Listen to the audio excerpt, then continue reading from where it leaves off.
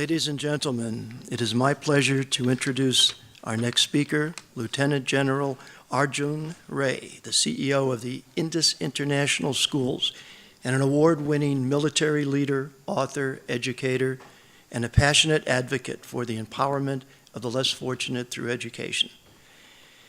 Following his distinguished military career, General Ray is now in his second career, which is international school education, where he has implemented his belief that schools must have a social objective.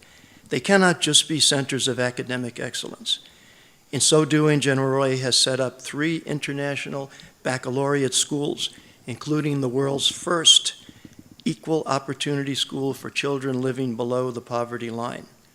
Among his many awards, IB World has recently acclaimed the General as one of the 6 IB World School leaders on rethinking education. Without further ado, I give you Lieutenant General Ray, passionate believer in the empowerment of the less fortunate through education. General Ray. Ladies and gentlemen, very good evening to each one of you. As the evening is waning, I hope the enthusiasm does not wane.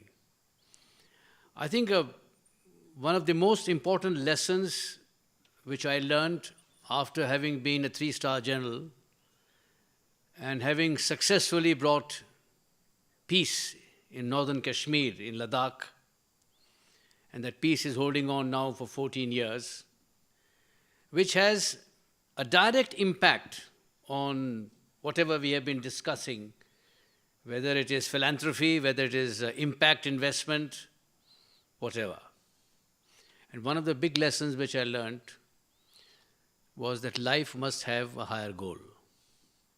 A goal that goes beyond being a general, being famous, being rich, being whatever. Otherwise, it makes a nonsense of whatever God we believe in or whatever religion we believe in. And I think the oxygen of social entrepreneurship has to come from leaders who are driven by a higher purpose and goal in life.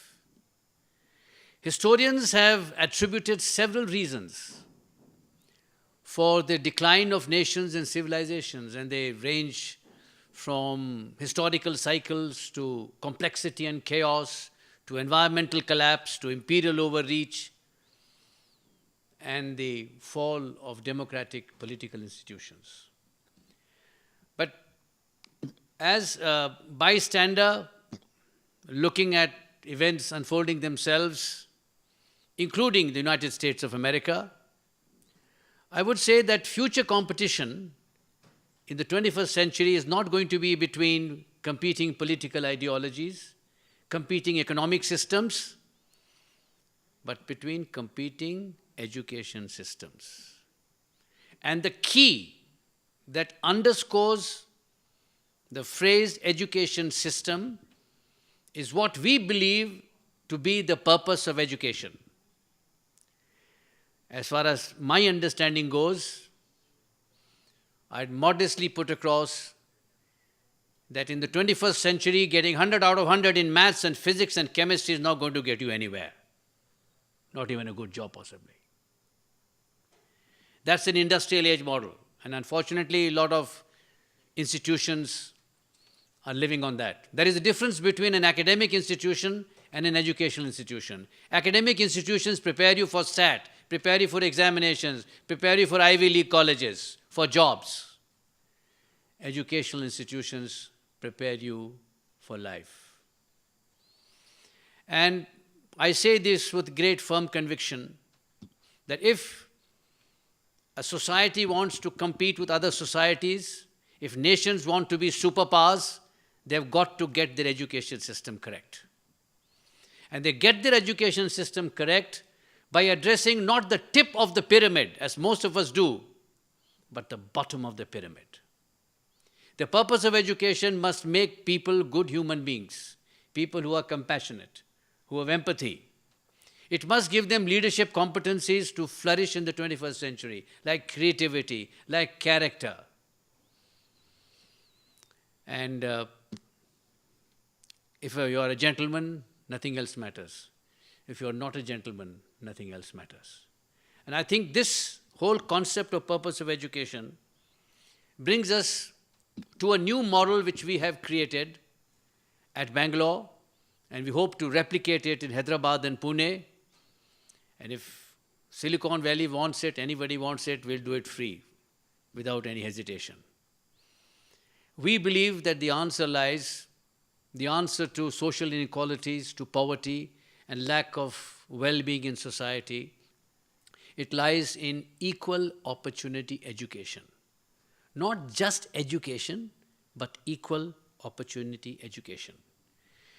And our initiative at, can I have the next slide, please? Yeah. So we believe, unlike what George Orwell said in 1984, he said that all human beings are born equal and some are more equal than others. And we believe that equality is about equal opportunity. And unless society addresses the top of the pyramid and the bottom of the pyramid, you're going to lose out in the 21st century. So Indus, and Indus is, I'm the CEO of Indus, we have set up, to the best of my knowledge, the world's first and only equal opportunity school. And equal opportunity in simple terms means that underprivileged children are empowered. They are empowered by giving them facilities, resources, and all the wherewithal which privileged children receive. That is the magic. If you give $100 and you provide education worth $100, it is not magic. It is mediocrity. But if for $100 you give education worth $25,000, that is magic. That is what social entrepreneurship should be about. And I'll just show you a short, very short video clip to just give you a peek into what this school looks like.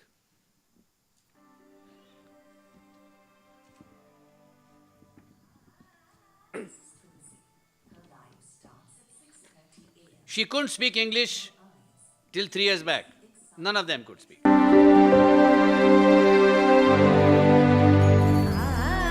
This is Tulsi. Her life starts at 6:30 a.m. The glint in her eyes reflects the excitement in realizing her dream of reaching some of the best scientific organizations in the world. Meet Fahad. Mount him on a horse and he becomes one with the animal. His dream is to become one of India's leading jockeys. I'm Sania. I study in grade 9. My favorite sport is golf. While golf is my passion, my ambition in life is to become a cardiologist.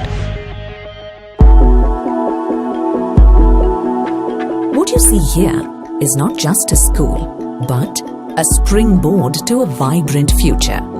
Every child has an ambition to achieve. Coming from humble families, the startling fact is that they are all below the poverty line.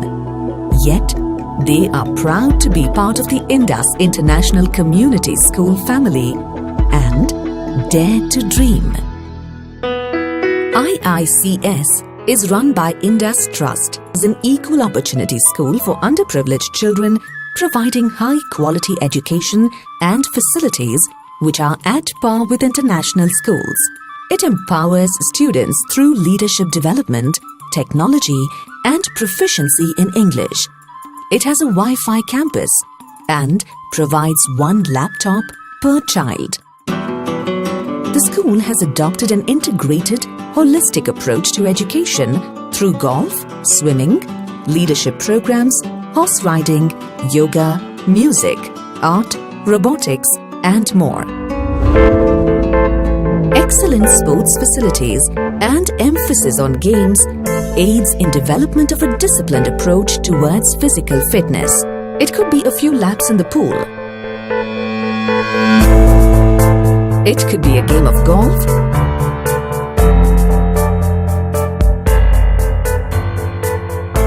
Or even an equestrian event. Or the Discovery course, which is a 20 feet high rope course, which pushes the participant beyond their comfort zones.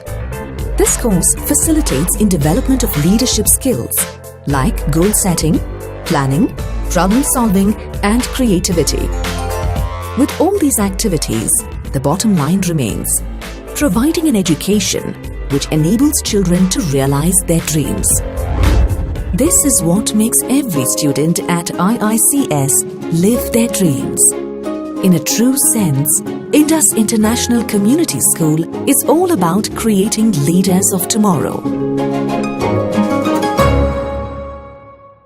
If there's anything that can make a difference, it's two words: equal opportunity. We invite you to support us in creating leaders of tomorrow.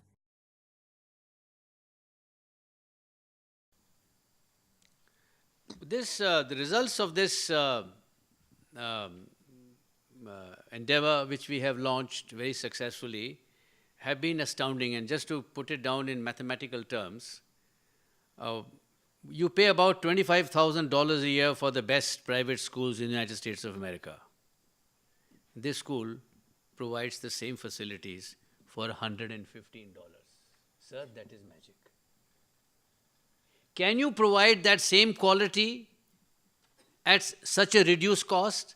That is what equal opportunity is all about. So it is the Wi-Fi campus, the technology being a game changer over there, children having their own laptops, children from the main school being integrated with them, and the results have been astounding. Children today, after 3 years, are speaking good conversational English comparable with anybody else in the world today. And in fact, some of them speak with an American accent because we have a large number of expat kids and NRI kids who are working alongside with them over there. Their learning disabilities were 42% when they joined us. And this is what poverty and malnutrition does. And this is throughout the world. It's now down to 15%. And therefore, if you look at this whole experiment, it has been very successful. But our deep concern and our deep challenge is, what do we do after these kids graduate from grade 12? And that is why I'm here in the Silicon Valley at the TIE conference. So whether it is impact investment, which is currently, as per the Reserve Bank of India rules, a little messy and a long-winded route, or whether it is through philanthropy, or whether it is through ideas. I mean, I'm open even to people to give me ideas, how we can run it more efficiently, how we can bring it down from $115 to possibly, say, $55. Anything is welcome over here. But I would like to sort of end more on a philosophical note and not on an economic note, because I think all the previous panel speakers have been talking a lot about numbers and figures over here.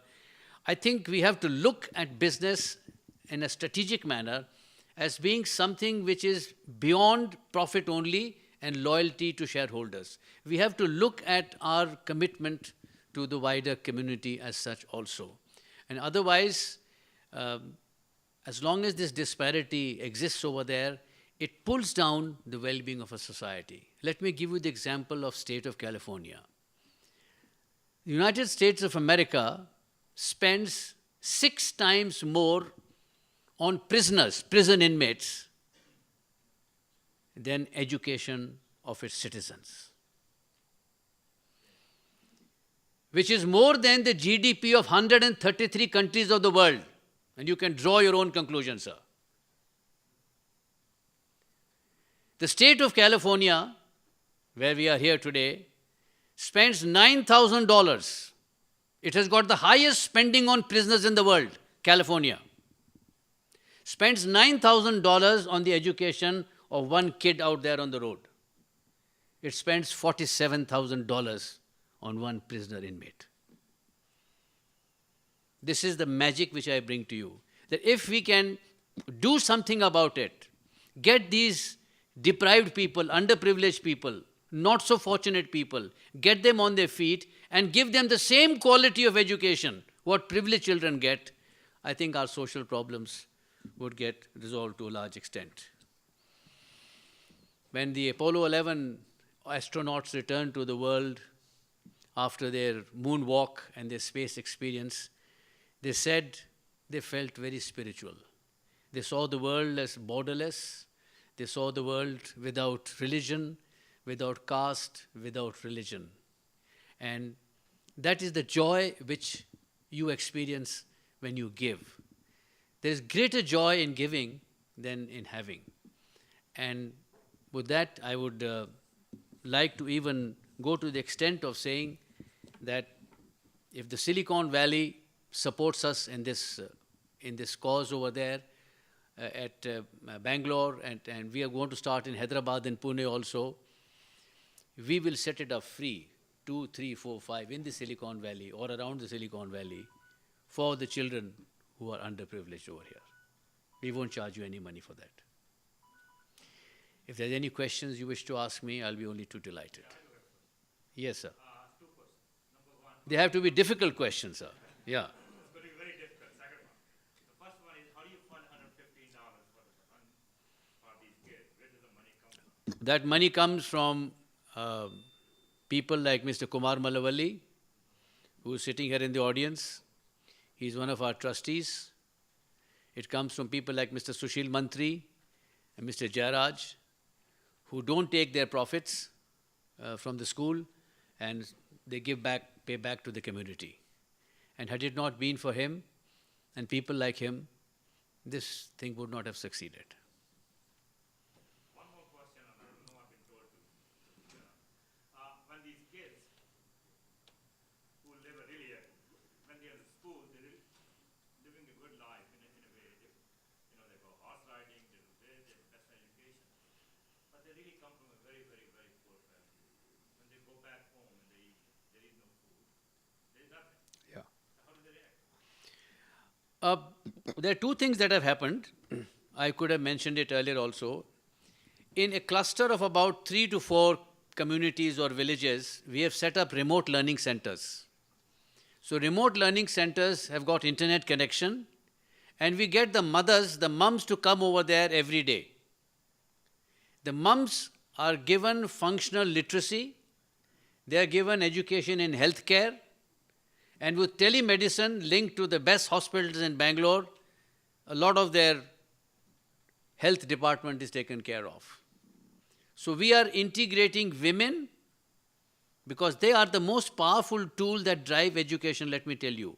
If you want peace in society, empower women. If you want education in society, empower women, particularly this particular category.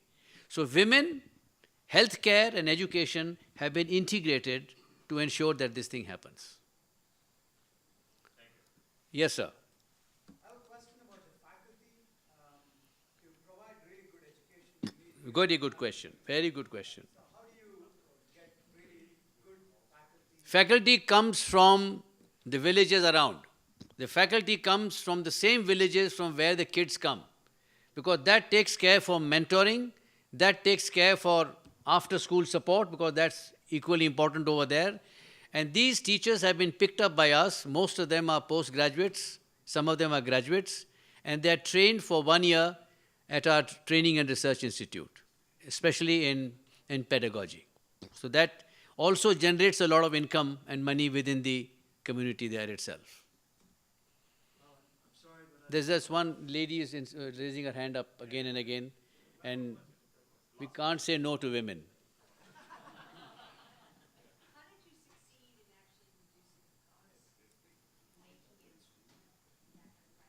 Technology has been a game changer, ma'am, because technology has helped in bringing about self-directed learning. And that has gone a very, very long way in improving the quality of education. Secondly, we have integrated our main school children and some of our resources into the functioning of the schools over there. Like, for example, they share the swimming pool with us. Those horses which you saw over there, they are very expensive horses, but all the riding facilities are made available to them. Therefore, we have been able to bring down the cost considerably. The buildings that have been constructed, the schools you saw, are very low-cost construction material has been used, natural air conditioning over there, and it's very, very inexpensive. and there have been companies that have donated a lot of technology to us over there.